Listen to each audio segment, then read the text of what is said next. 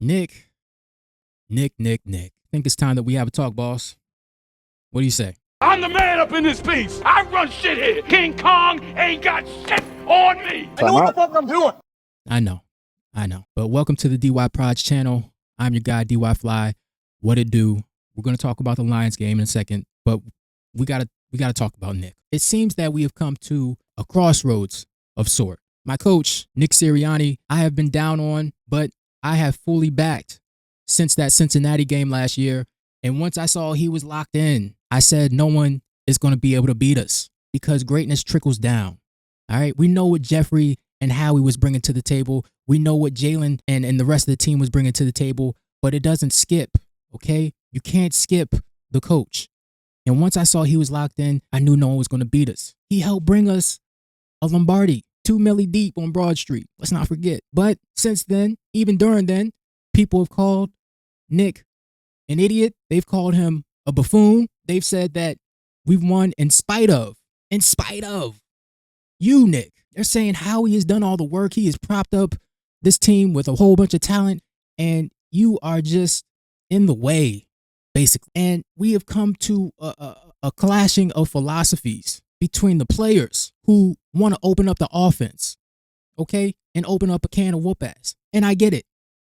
But then he's sitting on this side talking about, well, how about we just take care of the ball and just get out here with the win, right? And he's looking around like, hey, we like winning, right? Don't y'all like winning? I get it. I see both sides because I'm looking at the team. We're all looking at the team like, listen, the talent that we have, we can be mentioned with the great offenses of all time. The 98 Vikings, the 99 to 2001 Rams, the 04 Colts, the 07 Patriots, that Peyton Manning team with the Broncos. We could be mentioned with those same offenses. Maybe not as many passing touchdowns, but a whole lot of touchdowns. We'd be in the red zone a lot. And I get it. I get that side. But then also, look, man, I've been doing this content for Eagles for 2 years, and I can literally count on one hand. You have 5 fingers, right? I can count on one hand how many losses I've had to come on here and talk about. All right.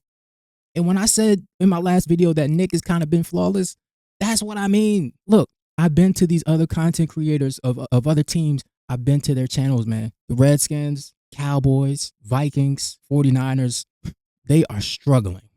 All right? They are struggling. They would love to be in our position. I get it. Where do we go from here? I'm not sure. I'm honestly not sure. This game is going to tell us a lot. I know the play calling was shaky in the beginning, and then it looked a little bit better for a couple games. And then the last game with Green Bay, by the fourth quarter, I was just like, listen, as long as we get out of here with the win, I'm good. Do we have to keep kicking that can down the road of as long as we get out of here with the win, I'm good until the Super Bowl?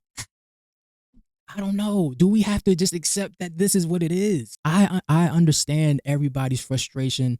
I understand where Nick is coming from. I don't like losing, yo. I don't like losing. My family and friends, they don't even want to talk ball with me because what are we going to talk about? They know anytime I want to hold court, they got to sit back and listen to a champion cook. Right? This is culturally inappropriate. I'm just saying. But this stat right here, this is disturbing, okay? Ajbrown has only run 14 crossing routes this season. 137 pass catchers in the NFL have run more crossing routes than him. Yeah.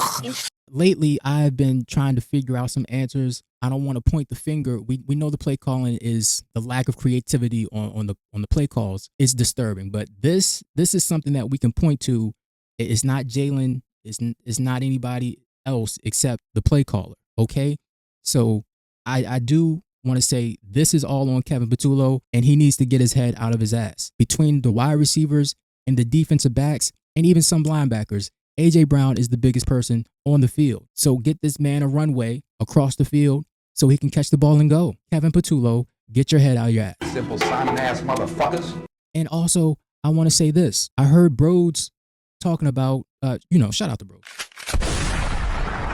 I heard Broads talking about if Nick Sirianni took over play calling, what would that look like? Would it look different since Kevin Patullo is basically a sock puppet for Nick? Would it look any different? I don't know. Would Nick have a better feel for the game and better flow of play calling than Kevin Patullo? I don't know. Would we be open to it? I don't know. At this point, I don't know. I know it's a whole bunch of I don't knows, but we got to ask these questions. Again, we're going to get to the Lions game, and that's going to tell us a whole lot about ourselves. But Nick, would he have a better feel of when to hit AJ on a crosser or take a shot deep to Devontae or hit Dallas Goedert up the seam? Saquon hit the outside off tackle? Possibly, but do we try to bring in somebody from the outside if this doesn't get any better? Because 10 points. Now, I will say that this little development is not good. This isn't good. When the CEO/owner has to come down from the heavens and start addressing, day-to-day issues, that's not a good sign. And I'm glad the focus is being put on AJ Brown in the social media aspect of things because, look, man, I've worked for a $1 billion corporation and I was a couple people removed, if you look on the chart or whatever, I was a couple people removed from the CEO of that said corporation. And I even had access to talk to him on a daily basis, but I can't imagine the CEO coming down to deal with, or me going over for my supervisor's head or whatever, and talking to the CEO of a $1 billion corporation, talking about my daily problem. So I hope everybody's on it. It looked like Jeffrey came down and to have a conversation with him, AJ, and Big Dom. So everybody got to be on point, right? Come on, man. We got to get it together. We got to move on to Detroit. They've been chomping at the bit to get at us. And you know what? I think we're going to give them whatever they want. Our defense, shout out to Jalen Phillips to really giving our defense a shot of B12 in the ass, just really coming in and fitting right in and giving us what we need. I think Vic is about to put on a masterclass on how to run defenses for the rest of the year. Right now, statistically, we are not ranked in the top 5, but I think we're going to end up as a top 5 defense by the end of the year. And I will say this about Jalen Phillips. I was a little bit hesitant about the signing because coming from Miami to Philadelphia, both the city, the weather, and, the football culture, like, look, man, I've lived in West Palm Beach. Let me tell you something. You wake up in a good mood because you wake up to 70-degree weather. You wake up, you don't even got to stretch. Your joints are just feeling good. You don't need coffee because you're already in a good mood. You're just ready to go. Everything is good down there. I'm going to move back. But yeah, man, he's definitely been an A+ signing. I think he's going to be the catalyst to why this defense ascends to the next level. Just real quick, before we get into the game, just want to send a happy birthday to Smitty, devontasmith, the Slim Reaper. Your angel of death awaits. That's right. Really proud of him. He has really shown that he can be a number one while AJ Brown is here. We didn't have to wait until possibly, AJ Brown leaves and Devontae eventually takes over. He's showing that he could step up and show out now. So shout out to our homegrown wide receiver. He might be on all-pro status by the end of the year. So hopefully he is. You look at this, now everybody's tattletelling. They're like, oh, Jalen said it about the offense. And if Smitty hasn't said anything, now they trying to pull out clips of him. Just throw the damn ball. They trying to tattletale now. Look. Just throw the ball. Come on, man. They're trying to tattletale now. Like, get over it. Was he talking about Kevin Patullo? Or was he talking about Jalen? We don't know the context of this clip. Is he saying, just throw the ball? Like, let it go. Is he talking about Jalen? Or is he talking about, let's throw the ball more about Kevin Patullo? We don't know. So let's just chill out, man. Let's just chill out. There's context to everything. Which brings me to the game.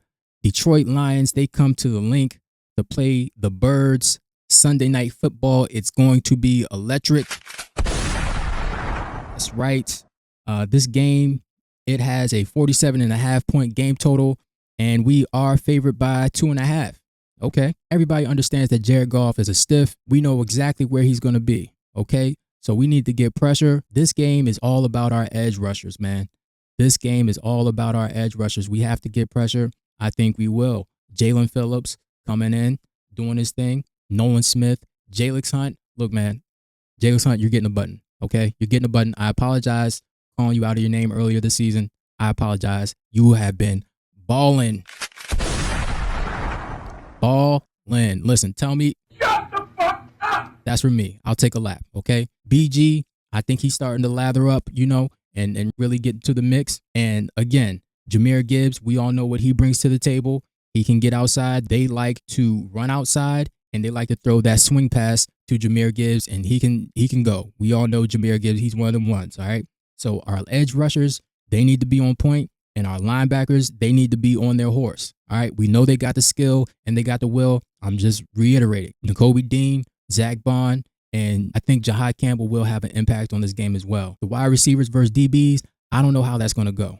Honestly, I don't know how that's going to go. I do know I don't want to see Adoree Jackson on Jameson Williams. I don't want to see it. I don't want to see, if I do see it, get that man some help, okay? Get that man some help. Go ahead and bracket J-Mo, okay? And get that man some help, because I don't want to come on here on Monday pushing this button. Dice pineapple.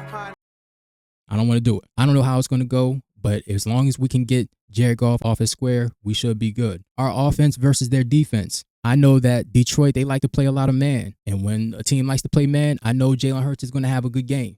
I do know that. You know, whenever chaos is going on around this team, we tend to step up. And that's when Jalen plays his best ball. Who goes off for our team? AJ, Smitty, Dallas Goedert? I don't know. AJ, I hope he gets the ball so we don't have any social media posts this week. Smitty, he's been on a heater. He's been cooking. And Dallas Goedert, he's having a career year in touchdowns. So it could be anybody. I think we'll be able to pass the ball. Our run game, let's take a look. The good thing is Cam Jurgens and Landon Dickerson both had a full practice, and it looks like they're both ready to go. So will our run game show up and show out? It should look better. You know, I just hope that they're fully back and ready to go. Jacorian Bennett, hey man, Cactus Jack, remember, you're cornerback too, right? I do want to say it is kind of weird that we had two people retire on us in the same year. That's not weird. That's weird. I thought old boy from the Packers, I thought he was going to be all right. Apparently not. It is what it is. Keep an eye on Layden Johnson. He's been in and out of the lineup throughout this whole year. We saw him get carted off the field last game. And, you know, he already had retirement talk coming into the season. So keep an eye on him because he is going up against Aiden Hutchinson. Speaking of which, their injury report looks like this. Terrion Arnold, Kirby Joseph, Sam Laporta, Josh Pascal, they're all out. And it looks like they have a couple guys banged up. I'm not going to downplay that because they have been looking forward to playing us. We heard Amon-Ra St. Brown all offseason talking about shoulda, woulda, coulda. I'm glad this game isn't in Detroit. Everyone talks about MetLife and how bad that stadium is, right? But no one talks about how bad Ford Field is. And they should, because every time I turn into a Detroit Lions game, players are going down faster than a $2 hooker on K Street. And I don't understand it. I think it's the field, man. I think they got the same problem MetLife got, but that's underreported. I think it should be talked about more. Yeah, but if you look at the Lions schedule, they are 500 in their last 4 games. They've lost to Kansas City 30-17, and they lost to the Vikings 27-24. Talent-wise, this team, they're talented, right? But they're missing something. And these talking heads, they never account for that. They're missing something. They don't have that championship DNA. And everybody's making a big deal out of Dan Campbell calling plays. And you know what? I have to give him credit because he showed that he can do it. But I heard somebody really make the analogy of, you know, that's like picking up the sticks on Madden and playing it on rookie. I agree with that. We know the Washington Redskins, their defense is old, decrepit, and they ain't like that. But Dan Campbell, what he did was, here's what I'll give him credit for. He showed what he wants his offense to look like, and he might hand back the reins to play calling to his offensive coordinator for this game. Because if it's Dan Campbell versus Vic, I'm picking Vic every time, 100 times out of 100. So, hey, Dan, go ahead and call plays. But my prediction for the game, it looks like the magic number for the Lions is 24. I don't know how this game is going to go. I really don't, but I think we will come out of this with a win. Whenever there's chaos around this team, they seem to respond in kind and always rise above it. 27-24. Birds get the dub. I appreciate you watching the video. Like, comment, and subscribe. Go Birds. And if you don't like that, you know the deal. Nigga, you going to get down or you going to fucking lay down?